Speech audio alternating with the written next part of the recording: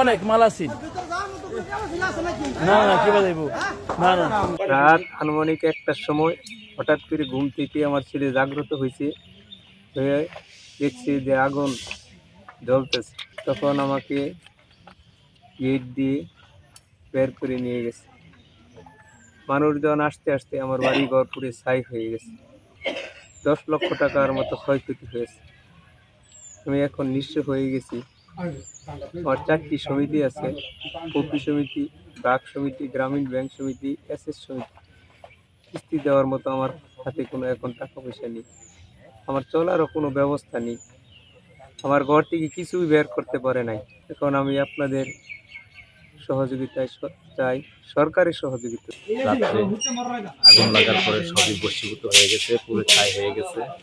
এখন পুরো পরিবারটা এখান থেকে যে একটা গামছা বা একটা কাপড় নিয়ে বের হয়েছে তাও সম্ভাবনা ছিল না। আগুনের এত উৎপাত ছিল, সমস্ত কিছু পুরা ছাই হয়ে গেছে।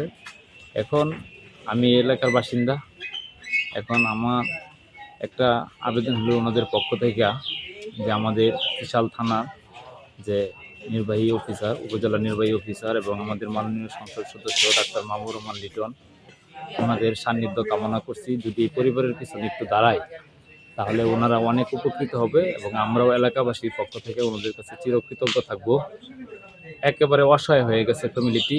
এই ফ্যামিলিটিতে বিভিন্ন শুনলাম, সকালে এসে খবর নিয়েছি, তার বিভিন্ন এনজিওতে ঋণ ছিল, অনেক টাকা ঋণ নিয়ে ব্যবসা করতেছে এবং বাইরের যে জিনিসপত্র ছিল সব কিছুই পুরাটাই, এখান থেকে কোনো কিছু নিয়ে যেতে পারছে না, সব কিছুই পুড়ে গেছে।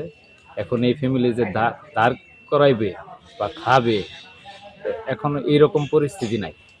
মানে সব কিছুই এখন একেবারেই তাদের মন মানসিকতা এতটাই ভঙ্গুর হয়েছে যে তারা সোজা হয়ে যে কারো কাছে কিছু বলবে এরকমও মনের বাসা নাই তারা। কিন্তু আমরাও তাদের পাশে আছি ইনশাল্লাহ। আমরা চাই যে এলাকাবাসী সবাই তাদের দিকে হাত বাড়াক, সহযোগিতার হাত বাড়াক এবং আমাদের যে ত্রিশাল থানার, এটাই বিনীতভাবে অনুরোধ করতেছি যে আমাদের ত্রিশাল থানার উপজেলা নির্বাহী অফিসার আরও যারা কর্তৃপক্ষ আছে সবাই যেন, আমাদের মাননীয় সংসদ সদস্য সহ সবাই যদি ওনাদের পাশে একটু সহযোগিতার হাত বাড়ায় তাহলে ওরা অনেক উপকৃত হবে।